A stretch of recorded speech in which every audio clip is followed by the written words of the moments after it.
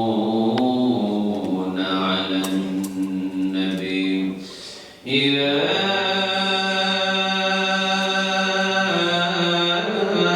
أيها الذين آمنوا صلوا عليه وسلموا تسليما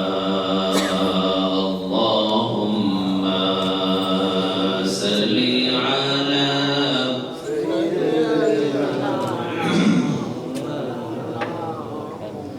وعلى آل سيدنا اللهم صل على مولانا محمد وعلى آل سيدنا اللهم صل على محمد اللهم صل على محمد وعلى آل محمد كما صليت على إبراهيم وعلى آل إبراهيم إنك حميد مجيد اللهم بارك على محمد وعلى آل محمد كما باركت على إبراهيم وعلى آل إبراهيم إنك حميد مجيد لا إله إلا الله لا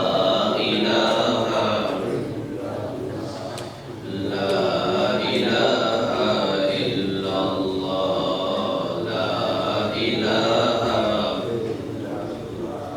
الله برصاحتني واصطفاني زبني لو تحربي والكلم مصطفاك يا جلبي لا إله لا إله إلا الله لا إله لا إله إلا الله محمد رسول الله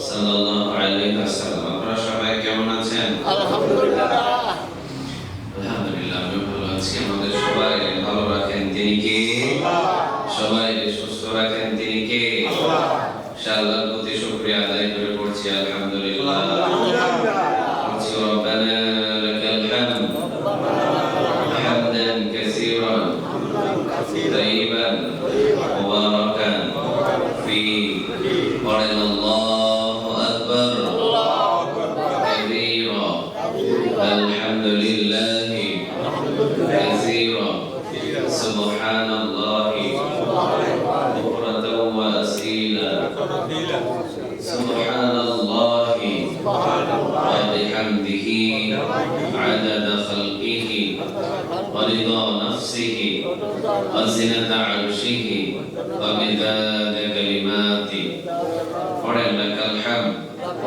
بالقرآن لك الحمد بالإسلام لك الحمد بأسمائك ولك به سميته لك الحمد يا رب كما ينبغي لجلال وجهك وعظيم سلطانك প্রশংসা করলাম কার আমরা সব জায়গায় প্রশংসাগুলো করব কার ইনশাআল্লাহ প্রতি আমরা যেন সারা জীবন প্রশংসা করে জিন্দেগি কাটিয়ে দিতে পারি আল্লাহ তুমি আমাদের সবাইকে কবুল করো আমিন রাসূল সাল্লাল্লাহু আলাইহি ওয়াসাল্লাম বলেছেন তিন জিনিসে বিলম্ব করো না কয়টি জিনিস বলেন আলোচনা একটু খেয়াল করে শ্রবণ করার চেষ্টা করব ইনশাআল্লাহ কোরআন এবং হাদিসের যে কথাগুলো শুনবো এই কথাগুলো শুনে যদি আমল করি রাসূল বলেন সে জান্নাতের সোজা পথে আছে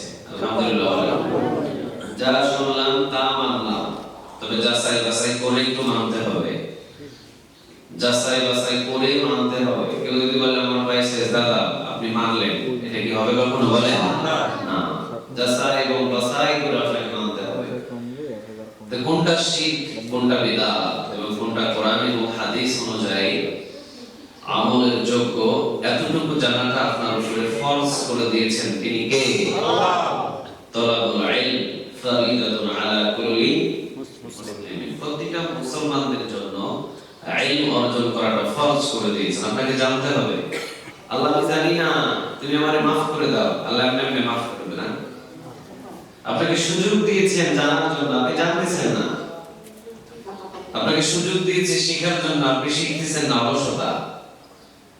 মসজিদে এসে প্রতি জুমায় আলোচনা শুনেন, কিন্তু প্রতি জুমায় আলোচনা শোনার পর দেখা যায় যে আপনার কোনোটাই আমলের খেয়াল থাকে না। এইখান থেকে শুনছেন, ওইখান দিয়ে বাড়ি করে ফেলেছেন। এই যে ধ্যান নাই, খেয়াল নাই, এইটার হিসাব নেবেন কে? বলেন। মাঝে মাঝে কি একটু স্পিকার মনে হয় প্রবলেম করছে, দেখেন তো কোথায় প্রবলেম করে। লুজ কালেকশন কোথাও আছে না? ঠিক। তাহলে তিন জিনিসে বিলম্ব করতে নিষেধ করেছেন তিনি কে?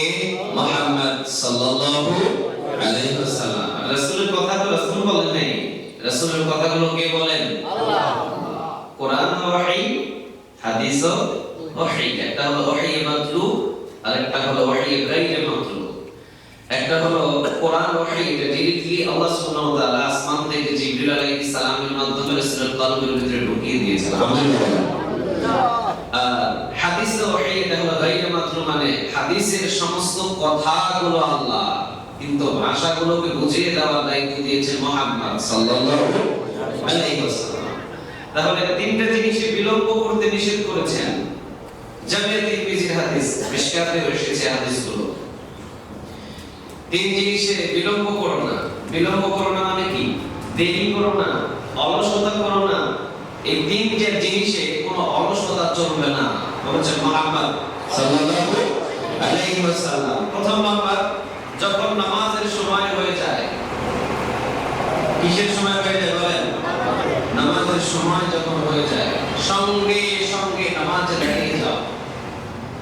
সঙ্গে সঙ্গে নামাজে দাঁড়াও। নামাজের যখন সময় হয়ে গেছে, আর পৃথিবীর দিকে তাকানোর তোমার সুযোগ নাই, কারণ এখন হুকুম ছড়ে দিয়েছেন তোমার কাছে তিনি কে? আল্লাহ। আমাদের অভ্যাস কি জানেন? মোবাইলে একটা মিস কল আসলেও আমরা শুনতে পাই, টং করে একটা মিস কল আসলো, সাথে সাথে লক করে দেখি কে মিস কল পাঠাইলো।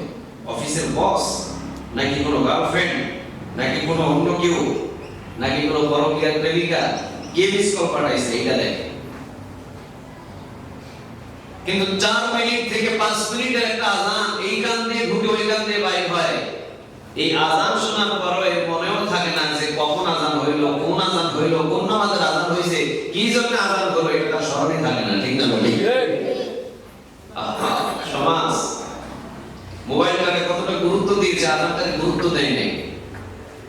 5 মিনিটের একটা আযান, আল্লাহু আকবার, আল্লাহু আকবার, আল্লাহু আকবার, আল্লাহু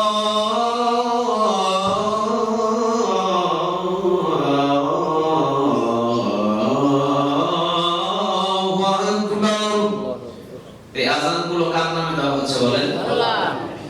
হাইয়া আলাস সালাহ,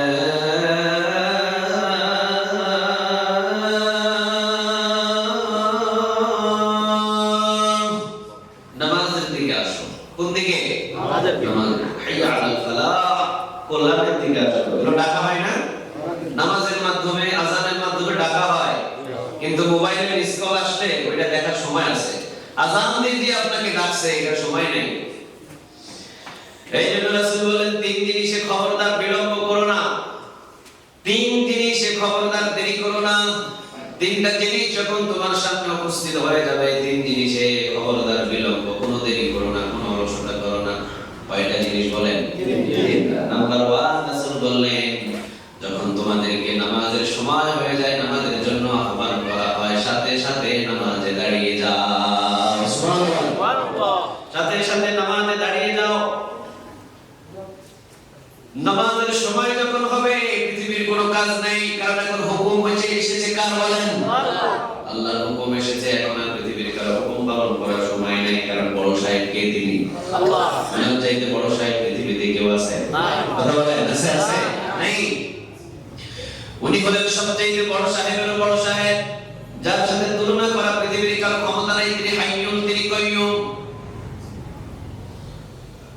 লা তাখুযুহু সিনাতুন ওয়ালা নাওম, লাহু মা ফিস সামাওয়াতি ওয়া মা ফিল আরদ, মা যাল্লাযী ইয়াশফা'ু 'ইনদাহু ইল্লা বিইذনিহি। তিনি এমন একজন রব যার সামনে তার অনুমতি ছাড়া কথা বলার কারো ক্ষমতা নাই। সুবহানাল্লাহ।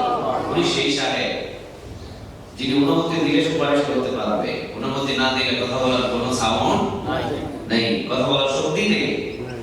উনি এমন রব, দেশের রব ডাক দিচ্ছেন নামাজের জন্য, আর কি কোনো দিকে তাকানোর আমাদের সুযোগ আছে? তাহলে তিন জিনিসে দেরি করা যাবে না, তিন জিনিসে বিলম্ব করা যাবে না। নাম্বার 1, নামাজের যখন সময় হয় রাসূল বলেছেন খবরদার এই সময়ে কখনো কোনোদিন বিলম্ব করো না। এই যাইতেছি, এই যাব, এই সাটা খায়া ফেলি, এই বন্ধুর সাথে কথাটা শেষ করি, আসতেছি পড়বো, এমন নামাজি আছে না নাই? আসতেছি বলতে বলতে নামাজের ওয়াক্ত শেষ। আছে না এরকম? কথা বলেন নাই? দোকানের ভিতরে কাস্টমার